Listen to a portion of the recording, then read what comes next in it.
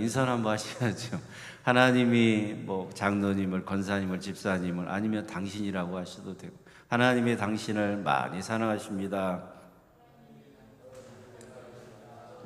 네, 반갑습니다. 축복합니다. 잘 오셨습니다. 갑자기 본문 말씀이 성령의 은사로 보여서 뭐 이렇게 주일날 또 그렇게 하고 계속해서 하여튼 전할 수 있는 데까지 전하겠습니다. 저는 전혀 공로도 없고 제가 잘할 수 있는 것도 없지만 말씀 전할 때 성령이 또 깨닫게 해주시면 다 유익하지 않겠어요? 세상에 그 어디에 가 있는 것보다 여러분이 오늘 이 자리에 오신 것이 가장 유익하고 복되고 은혜로운 시간이 되게 하여 주실 줄로 믿습니다. 아멘. 네, 오늘 새벽에도 그런 기도를 했는데, 나는 주님 정말 의가 없습니다. 나는 천국 가는 의가 없습니다. 주님이 천국 가는 의로움을 주시지. 율법과 계명 다 지켜서. 예수님께서 다 유대인으로서 율법 아래 사셨잖아요. 성경 말씀에 다 율법 아래 나셨도다 그러잖아요. 그래서 율법을 다 지켜요. 12살 때도 이스라엘 그 성전에서 절기 지킬 때 예수님이 부모님과 함께 가셨잖아요. 그러니까 유대인으로 율법을 다 지킨 거예요. 근데 예수님이 십자가에서 죽으심으로 율법을 완성하시는 거예요. 예수님이 십자가에 죽으심으로. 그래서 우리 인간은 율법을 지키려고는 하는데 완성은 못해. 지키려고는 하는데 다 지킬 수는 없어요. 근데 누가 지키고 누가 완성하냐? 예수님께서. 그 십자가의 죽으심으로 율법이 다 완성이 돼요. 그래서 율법의 1.1획도 남김없이 오는 세대, 예수님의 세대에선 다 이루신다고 말씀하잖아요. 그래서 예수님께서 율법과 계명을 다 지켜주시고 완성해 주셔서 내가 율법을 지켜서 의롭다함을 얻을 수가 없는데 의롭다함을 얻고 천국 가게 해주신 분이 예수님이에요. 나는 능력이 없습니다. 또 이렇게 고백도 해요. 주님, 나는 능력 없습니다. 능력 주시는 자 안에서 모든 것을 할 수 있게 하시는 분이 누구예요? 누가 깨닫게 해주셔? 성령께서. 주님, 저는 지혜가 없습니다. 무지합니다. 그렇게 또 고백해요. 그럼 나의 지혜가 되어주시는 분은 누구예요? 그리스도는 하나님의 능력이요 하나님의 지혜니라. 그렇죠? 네. 주일날 그렇게 말씀 읽어드렸어요.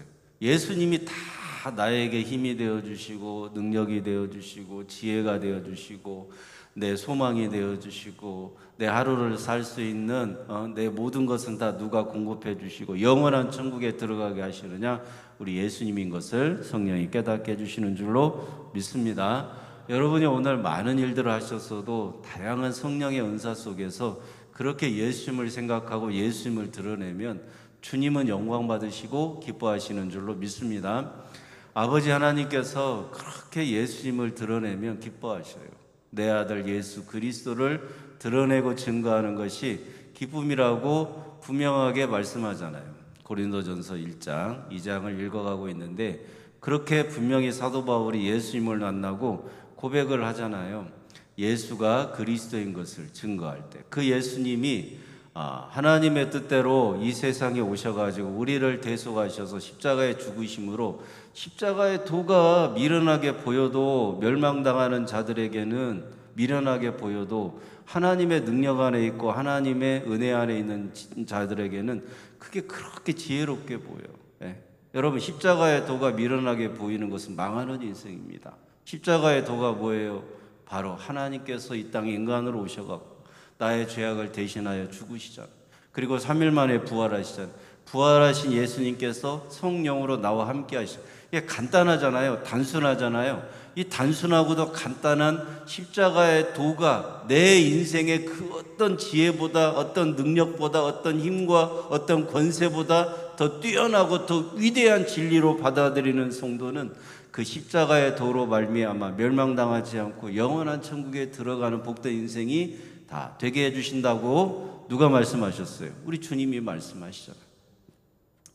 여러분, 그렇게 우리 예수님 십자가의 도가 정말 지혜가 있고 똑똑한 사람들은 미련하게 보여도 미련하게 보이는 그 십자가의 도가 우리에게는 그만큼 힘이고 그만큼 우리에게 능력 주시는 게 없어.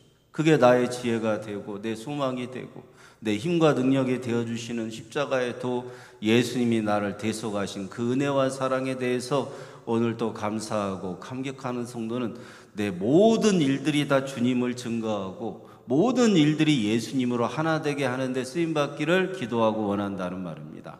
여러분이 그와 같은 믿음을 갖고 그런 소망을 갖고 살아가게 되기를 주님의 이름으로 축원합니다. 아멘. 자, 오늘 본문의 말씀 베다니인데 한 마을에 들어가서 그러잖아요.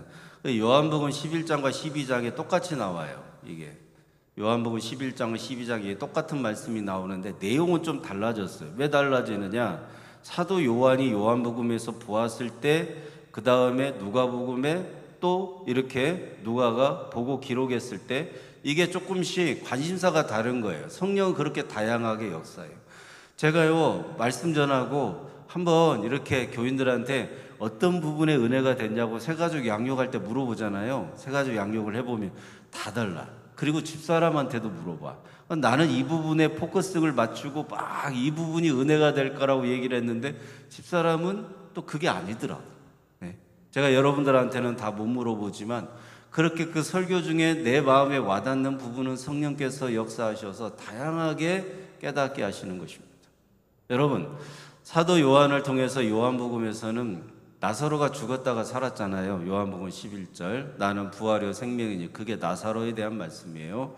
그래서 나사로가 다시 살아난 것이 너무 감사해가지고 마르다가 언니예요. 마리아가 동생이고 누이들 마르다 마리아 요렇게. 그래서 오라버니 나사로가 살아나니까 누이들이 아니죠. 그러니까 동생들 이렇게 오라버니. 그러니까 마르다와 마리아가 함께 이렇게 나사로랑 잔치를 해요. 그게 베다니였어요. 그게 요한복음 12장에 베다니에 잔치할세 마르다는 일을 하고 나사로는 예수와 함께 앉은 자 중에 있더라. 마리아도 함께 앉았는데 향유옷과 깨뜨려서 예수님의 발부터 씻었어요. 머리로. 이게 그 본문이에요. 이해하시겠죠? 이게 같이 붙어 있는 건데 그런데 누가복음에서는 이게 예수님이 함께 하시는 거. 예수님이 마리아랑 마르다랑 그 집에서 함께 하시는 것에 포커스를 맞추는 거고 요한복음은 이게 독수리복음이잖아요. 독수리복음의 그 부분은 신성에 대한 부분이 엄청 강조돼요. 그래갖고 부활에 대한 부분이 강조되는 거예요. 그리고 예수님이 죽으시는 부활에 대한 예수님이 죽으시는 것에 향유옥합을 마리아가 깨뜨렸다. 부활하시는 예수님에 대한 그 향유옥합을 향기나는 옥합을 깨뜨린 것은 예수님의 부활을 예비하신 것이다. 그렇게 이 요한복음에서는 그렇게 또 그걸 중요하게 보고 기록하게 하신 거예요. 누가 깨닫게 하셔서 성령께서. 누가복음은 사람에 대한 부분이 많아요. 그래서 사람과 함께 하시는 예수. 그냥 함께 하시고 함께 드시고 함께 잡수시고 함께 하시면서 이렇게 사람들처럼 사시면서 인간들의 모든 죄를 대신 짊어지는 어린 양에 대한 표현이 누가복음에 많아요. 자, 여러분 마가의 다락방에서 성령 강림 후에 각 사람이 방언을 해요. 사도행전 2장 6절에 정확하게 이렇게 말합니다. 각각 자기의 방언으로 방언을 하는데요. 각 나라의 말로 자기 방언으로 해요. 그러니까 대한민국은 대한민국 사람, 그 당시에는 거기는 없었겠지만 또 헬라 말, 아람어 아람말 이렇게 각 지역에 각 한 나라 안에서도요. 한 나라 안에서도 이 지역적으로 방언들이 그 당시에는 많았어요. 예, 지금처럼 이렇게 네트워킹이 잘 되고 막 이렇게 온라인이 있고 막 TV가 있고 그러면 말들이 자꾸 하나가 되잖아요. 아니 부산 사람이 서울 와서 연예인 하면 서울만 쓰려고 하잖아. 근데 옛날에는 조선시대 그 이전에는 완전히 말이 달라갖고 서로 다른 나라 말처럼 느꼈을 거 아닙니까? 그 당시는 더 했지. 그 당시는 더 그게 심각했죠. 그러니까 같은 지역 안에서 같은 나라라도 그 지역의 방언들이 서로 완전히 말이 다른 것처럼 이렇게 통하지 않았다는 말. 그런데 그렇게 각 나라, 각 지역의 방언으로 성령 받은 사람들이 방언을 하기 시작합니다. 방언. 순복음 쪽에서는 방언이 예수 믿는 사람의 구원받은 증거라고 하는데 그건 너무나 나간 거고 방언은 성령의 은사입니다. 방언은 성령의 은사인데 반드시 누구를 증거하느냐? 누구를 증거해? 방언을 한다 그러면 누가 들려야 돼? 누가 깨달아져야 돼요? 누구를 알아야 돼요? 성령이 누구를 증거하신다고요? 예수 그리스도. 예수 그리스도. 그래서 이걸 가장 잘 알 수 있는 게 사도행전 2장에 마가의 다락방에서 성령이 불처럼 바람처럼 임한 다음에 베드로가 성령 받고 설교하는데 무슨 설교예요? 예수가 그리스도인 것을, 너희가 십자가에 못 박아 죽인 예수를 하나님께서 주와 그리스도가 되게 하셨다. 정확하게 그렇게 말해요. 주와 그리스도가 되게 하셨느니라. 사도행전 2장 36절입니다. 여러분, 성령 받은 베드로가요, 진짜 베드로는 일자무식이었어요. 성격도 다혈질이에요. 베드로가 고기 잡는 사람이었잖아요. 고기 잡는 사람이 무슨 글을 알겠어요? 회당에서 글을 배우지도 않았어요. 그러니까 무식하게 고기 잡는 거예요. 그런 베드로에게 성령이 임하니까 지혜가 생겨요. 성령이 임하니까 말의 권세가, 성령이 임하니까 예수님에 대한 모든 것이 다 깨달아지고 막 글을 쓰기 시작하는데, 예수를 증거하기 시작하는데 정확하게 핵심을 말해요. 왜요? 성령은 예수를 증거하는 영이니까 이 예수를, 너희가 못 박아 죽인 예수를 하나님이 주와 그리스도가 되게 하셨느니라. 여러분, 성령은 반드시 예수님을 증거하는 영인 줄로 믿습니다. 다른 거에는 여러분 어떤 현상이 나타나면 그러려니 하고 넘어가는, 주시면 좋지. 그런데 그게 예수의 영, 성령에 사로잡혀서 되는 것인가는 주님이 판단하신다니까. 지나가는 것이고 있던 현상이고 없어지는 것이면 그게 무슨 예수의 영이겠어. 잠깐 있다가 사라지는 신기루 같은 사람의 어떤 신념에 의해서 나온 것일 수도 있고, 다른 악한 영에 사로잡혀서 그렇게 된 것일 수도 있고, 사람이 마음으로 간절히 원하다 보니까 그렇게 보이고 느껴지는 것일 수도 있는 거지. 다양한 거예요.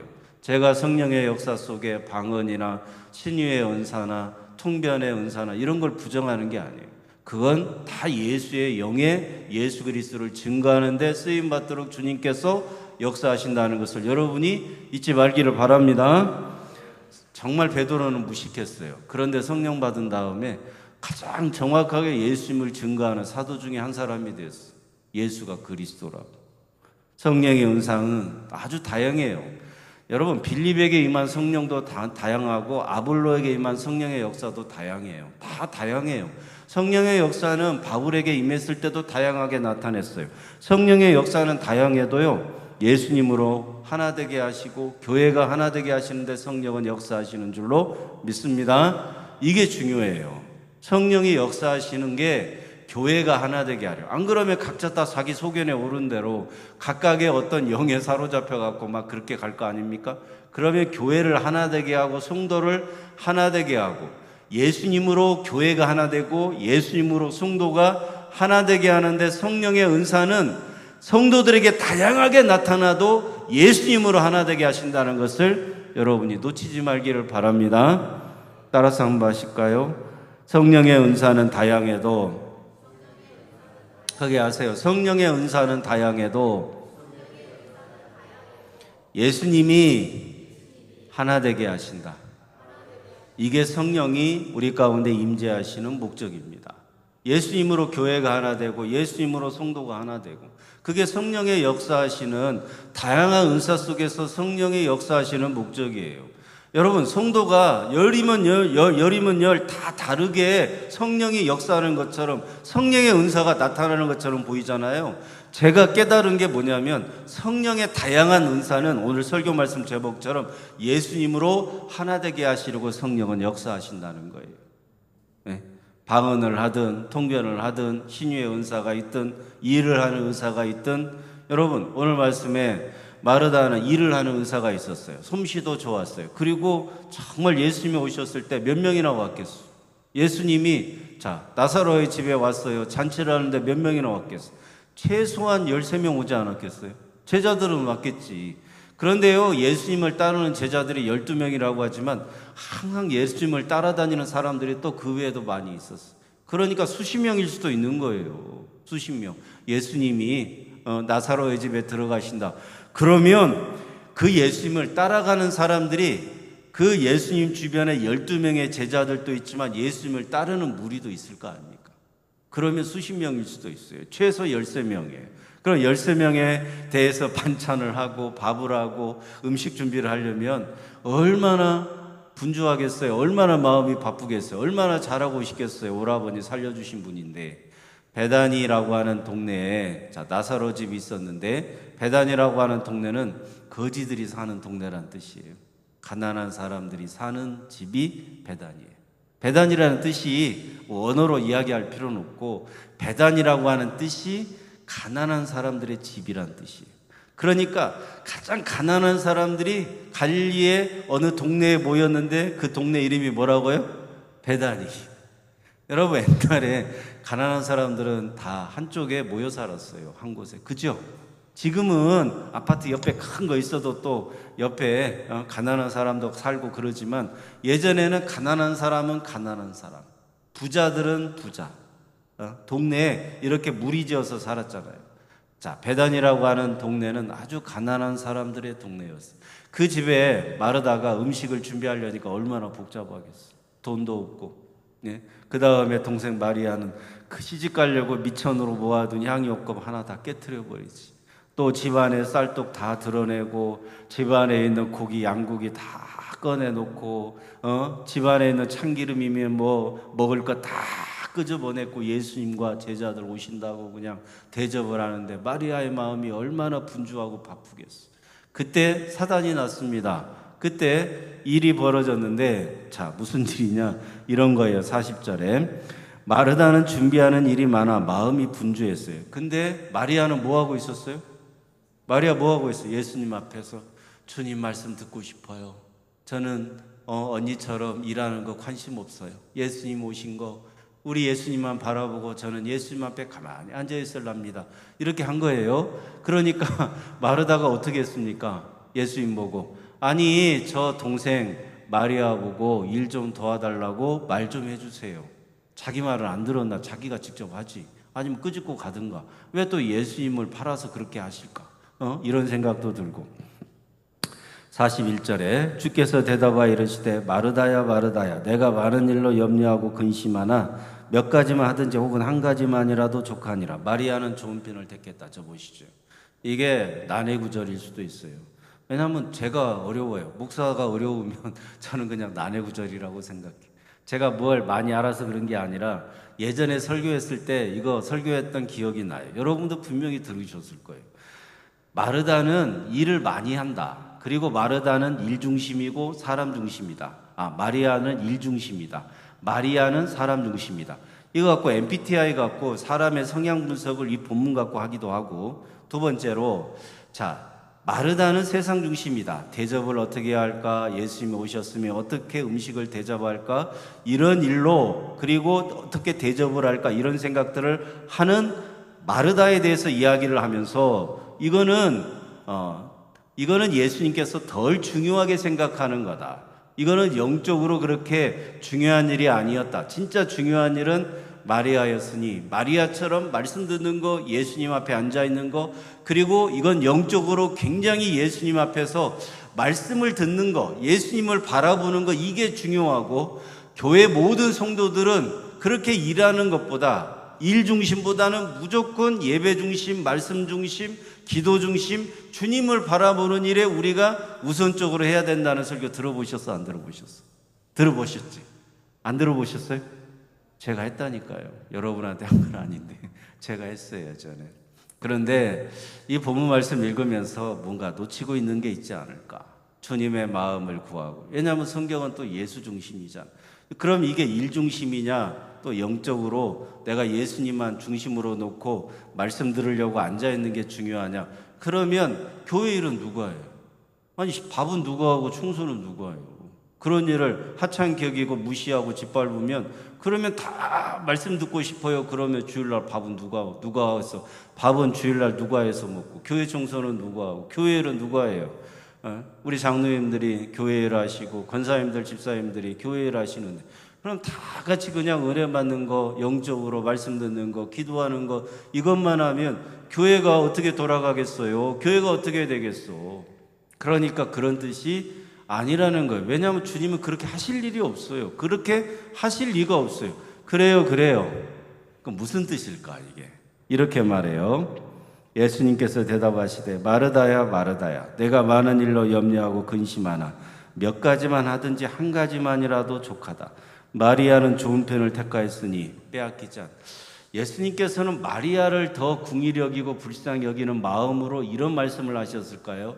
마르다를 정말 궁히 여기고 불쌍히 여기는 마음으로 이런 말씀을 하셨을까요? 이게 좀 주님의 마음이 느껴져서 여러분에게 그 마음을 전하고 여러분이 좀 위로받으셨으면 좋겠습니다. 여러분, 많은 일로 마르다가 염려해요. 자, 예수님이 성령으로 말미암아 우리가 성령의 은사를 받을 때 일에 대한 은사를 받아요. 그래, 솜씨가 좋잖아. 어떤 분들은요, 솜씨가 좋아요. 그럼 일에 대한 은사를 받았어요. 그러면 아까 말씀드린 대로 우리가 따라서 한 대로 일에 대한 은사를 받았어도 성령의 은사가 일 중심으로 왔어도 일에 대한 은사로 왔어도 그거는 누구를 나타내려고 하는 것이다? 예수님을.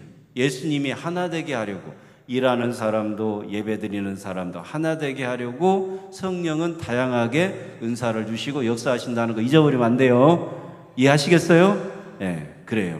다양하게 성령이 역사하시는데 예수님은 하나 되게 하려고 하는 거예요. 주도 하나요, 성령도 하나요, 세례도 하나요, 교회도 하나요.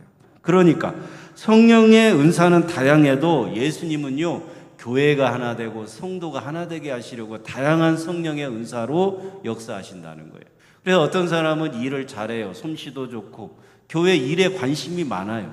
어떤 사람은 예배 드리는 거, 말씀 듣는 거, 어떤 사람은 영적으로 그런 부분에 대해서 좀 더 관심이 있을 수 있어요. 그런데 그렇게 다양하게 성령의 역사하시는 은사는 교회가 하나 되게, 성도가 하나 되게. 누구로? 예수님으로. 아멘. 그래서 예수님의 마음이 느껴지는데 마르다에게 많은 것으로 네가 염려하고 또 많은 것을 하는데 많은 것을 해도 몇 가지만 해도 이 마리아는 좋은 것을, 좋은 편을 택했다고 하는 그 마음이 느껴지는 거예요. 예수님께서는 더 마리아들, 더 마르다를 불쌍히 여겨주시고 더 마르다를 칭찬해주고 싶고 더 마르다를 붙잡아주고 싶은 그 마음이 이 성경 본문 속에서 느껴졌어요. 여러분들도 그렇게 느껴지고 깨달아지는 은혜가 있어지기를 주님의 이름으로 축복합니다. 여러분, 주일에만 한 가지라도 좋은 편을 택했다고 하니까 나는 주일날 예배 드리는 것 그 한 가지만 택할, 주님이 그것만 기뻐하시겠어? 그렇게라도 예수님을 붙드는 것이 좋은 편이면 더 좋은 편은 뭐겠어요? 더 좋은 편, 주님께서 말씀하시는 더 좋은 편은 많은 일을 하거나 몇 가지만 하더라도 다양하게 너의 인생 가운데 성령의 은사로 역사하시는 주님이 하나 되게 하시란, 하나 되게 하신 것을 이룰 때 얼마나 주님께서 기뻐하시겠어요? 이해가 되셔요? 이해가 되셔요? 안 되셔요? 되시죠? 다시. 여러분, 주일에 한 가지만이라도 좋은 편을 택했다고 말할 수 있잖아요. 그러면 우리는 마리아를 꼭 예수님께서 많이 칭찬하고 마르다는 책망한 것처럼, 아니면 좀 무시한 것처럼, 아니면 좀 저평가하신 것처럼 일은 많이 하고 그렇게 생각할 수가 있는데 그런 뜻이 아니라 주님의 뜻은 그게 아니에요. 마르다에게 몇 가지만이라도, 아니면 네가 많은 일을 할 수 있으면 그것이 예수님이 성령으로 역사하셔서 하나 되게 하신 뜻이니 그것을 이루라고 말씀하시는 거예요. 아멘. 그래서 우리 장로님들은 교회 여러 가지를 하시잖아요. 그리고 여기 계신 분들도 수요일 예배도 오시고 여러 가지를 하시잖아요. 그게 교회가 하나 되고 성도가 하나 되게 하는데 성령의 다양한 은사 속에서 누구로 하나 되게 하시려고? 예수님으로. 그 은혜가 이 본문 속에 있다는 것을 저에게 깨닫게 해주셔서 여러분에게 전했습니다. 여러분도 깨닫게 되는 은혜가 가득하고, 여러분이 한 가지만이라도 예수님을 택하셔도 좋아. 그러면 몇 가지만이라도, 아니면 그보다 더 많은 일을 하더라도 성령의 은사로 된 것이니, 성령의 은사로 하게 되는 것이니 예수님으로 하나 되게 하는데 여러분 모두 다 쓰임받게 되고, 그렇게 예수님으로 하나 되어 우리 교회가 성령 충만하고 주님의 영광을 드러내는 교회가 되는데 여러분이 쓰임받게 되기를 주님의 이름으로 축원합니다. 아멘. 제가 기도하겠습니다. 거룩하신 하나님 아버지, 고맙고 감사합니다. 성령의 은사는 이렇게 일 가운데도 나타나고 말씀을 들을 때, 예배 드릴 때도 나타나니, 이렇게 다양하게 성령의 은사가 성도에게 임하는 것은 교회가 또 성도들이 예수님으로 하나 되게 하신 것임을 우리 모두 다 알게 하여 주옵소서.